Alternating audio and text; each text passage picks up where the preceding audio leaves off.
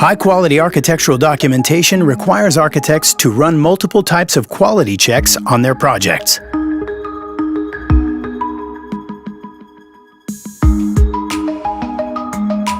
Use graphic overrides that are more flexible than ever, thanks to the new option to choose custom RGB colors.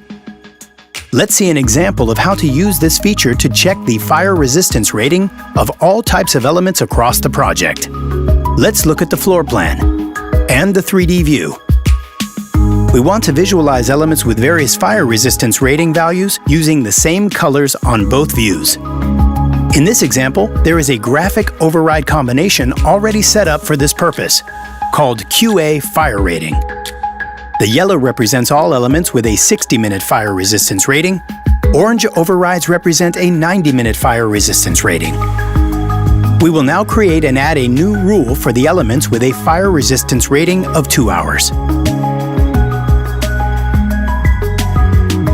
Let's check the fill type, the fill background pen, and the surface override options. Use the new option here and choose the same RGB color instead of a pen and surface.